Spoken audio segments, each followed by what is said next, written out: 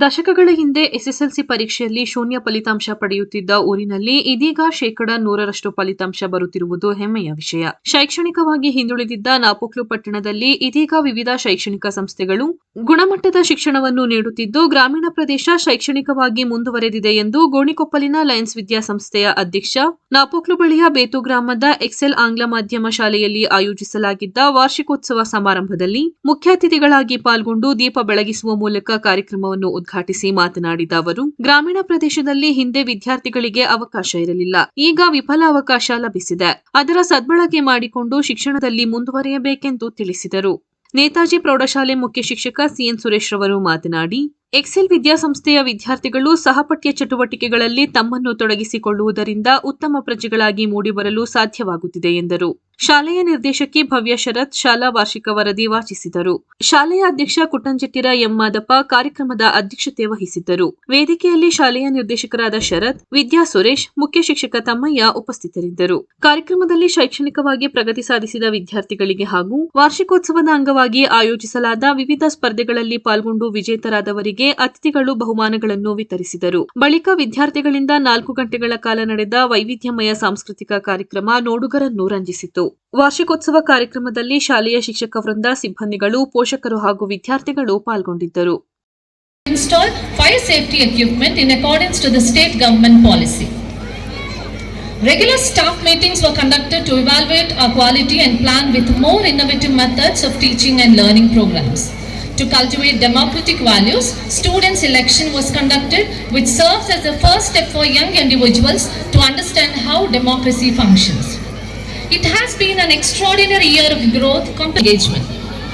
Learning gives creativity, creativity leads to thinking, thinking provides knowledge, and knowledge makes you great. The year 2025 commenced on a wonderful note when the results of our 10th board examination came out. We are happy to announce that the pilot batch of ನನಗೆ ಜ್ಞಾಪಕ ಇರೋ ಥರ 1980ರಲ್ಲಿ ಈ ನಾಪೋಕ್ಲಿನಲ್ಲಿ SSLCಲಿ 0% pass ಆಗಿತ್ತು. ಈಗ ಅಲ್ಲಿಂದ ಈ ಮಟ್ಟಕ್ಕೆ ಬರೋದು ದೊಡ್ಡ ಒಂದು ಯಶಸ್ವಿ ಅಂತ ಹೇಳ್ಬೋದು. 1980ರಲ್ಲಿ ನಾನು SSLC ಫಸ್ಟ್ ಕ್ಲಾಸಲ್ಲಿ ಪಾಸ್ ಆಗಿದ್ದೆ. ಆಗ ರಿಸಲ್ಟ್ ಬಂದಾಗ ತಾತನ ಹತ್ರ ಬಂದಿತ್ತು. ತಾತ, ನಾನು ಫಸ್ಟ್ ಕ್ಲಾಸಲ್ಲಿ SSLC ಪಾಸ್ ಆದೆ ಅಂತ. ಆದರೆ ತಾತನಿಗೆ ಫಸ್ಟ್ ಕ್ಲಾಸ್ ಎಲ್ಲ ಇದಿರಲಿಲ್ಲ. ನನ್ನ ಮೊಮ್ಮಗ ಫಸ್ಟ್ ಅಟೆಂಪ್ಟಲ್ಲಿ ಪಾಸ್ ಆಗಿದ್ದಾನೆ ಅಂತ ಅವರು ದೊಡ್ಡ ಹೆಮ್ಮೆಯಿಂದ ಹೇಳ್ತಿದ್ರು. ಈಗ ಆ ಮಟ್ಟದಿಂದ ಈ ಮಟ್ಟಕ್ಕೆ ಬರೋದು ದೊಡ್ಡ ಇದು. ಅಲ್ಲಿಂದ ರಾಮ ಟ್ರಸ್ಟ್ ಸ್ಕೂಲ್ ಸ್ಟಾರ್ಟ್ ಆಯಿತು. ಅದಾದಮೇಲೆ ಹಲವಾರು ಶಾಲಾ ಸಂಸ್ಥೆಗಳು ಇಲ್ಲಿ ಹುಟ್ಕೊಂಡಿದೆ. ಈಗ ನಮ್ಮ ಭವ್ಯ ಮೇಡಮ್ ಹೇಳಿದಾಗೆ ಈಗ ಅವರ ಆನ್ಯುವಲ್ ರಿಪೋರ್ಟಲ್ಲಿ ಗೊತ್ತಾಗ್ತದೆ ಈಗ ಎಷ್ಟರ ಮಟ್ಟಿಗೆ ಯಶಸ್ವಿ ಆಗಿದೆ ಅಂತ. ಈ ನಾಪೋಕ್ಲಿನಲ್ಲಿ ಇರೋ ಮಕ್ಕಳಿಗೆ ಇಷ್ಟು ಟೈಮ್ ಅವಕಾಶ ಇರಲಿಲ್ಲ. ಈಗ ಅವಕಾಶ ಸಿಕ್ಕಿದೆ, ಅದನ್ನು ಚೆನ್ನಾಗಿ ಉಪಯೋಗಿಸ್ಕೊಳ್ಳಿ. ಈಗ my generation was into the education field for the last 4 generations. My grandfather was the first teacher hailing from Coop, and after that we have been in the profession of teaching for the last 4 generations. And the whole purpose of education is to transform a mirror into a window, to transform the curiosity into opportunity. ಯಾವುದೇ ಒಂದು ಶಿಕ್ಷಣ ಸಂಸ್ಥೆಯ ಯಶಸ್ವಿಗಾಗಿ ಪೋಷಕರು ಹಾಗೂ ಆಡಳಿತ ಮಂಡಳಿಯವರು ಶಿಕ್ಷಕರ ಜೊತೆ ಕೈ ಜೋಡಿಸಿದರೆ ಮಾತ್ರ ಆ ವಿದ್ಯಾಸಂಸ್ಥೆ ಯಶಸ್ವಿಯನ್ನು ಕಾಣ್ತದೆ. ಆ ನಿಟ್ಟಿನಲ್ಲಿ ಈ ಶಾಲೆಯ ಪ್ರಗತಿ ಚೆನ್ನಾಗಿ ನಡೀತಿದೆ ಅಂತ ಹೇಳೋದು ಹೆಮ್ಮೆಯ ವಿಷಯ. My only word of advice to the children is please understand that your teachers spend more time with you than with their family at home. So okay, now you are with them, you don't know the importance. The moment you leave, ರುಚಿಸುತ್ತ ಗೊತ್ತಿಲ್ಲ. ಆದರೂ 2 ದೃಷ್ಟಾಂತಗಳ ಮೂಲಕ ನನ್ನ ಮಾತುಗಳನ್ನು ಹೇಳಲಿಕ್ಕೆ ಇಷ್ಟಪಡ್ತಾ ಇದ್ದೇನೆ. ಕಳೆದ ವರ್ಷ ಈ ವಿದ್ಯಾಸಂಸ್ಥೆಯಲ್ಲಿ 300+ ವಿದ್ಯಾರ್ಥಿಗಳಿದ್ದರು.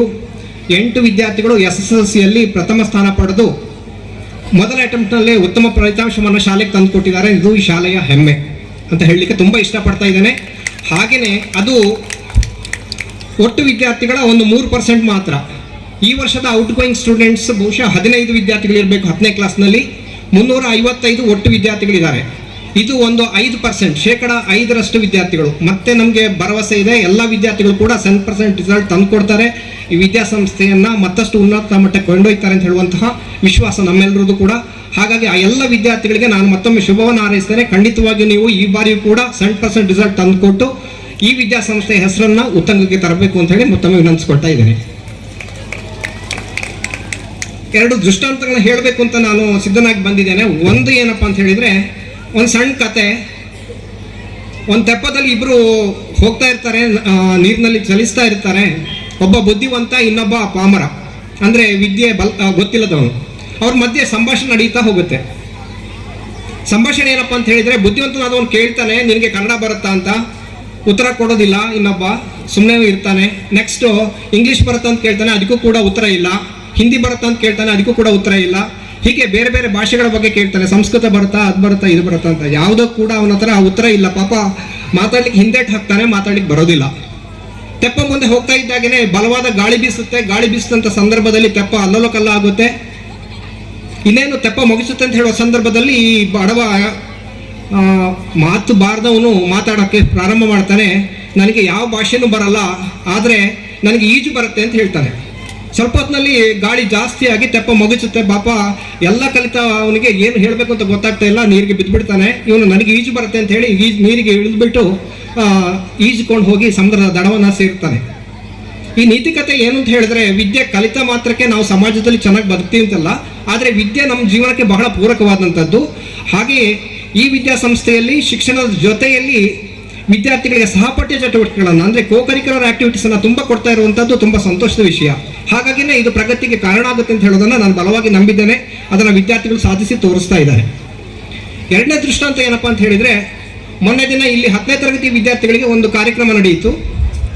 ಪ್ರೇರಣಾ ಶಿಬಿರ ಅಂತ ಮಾಡಿದ್ರು. ಆ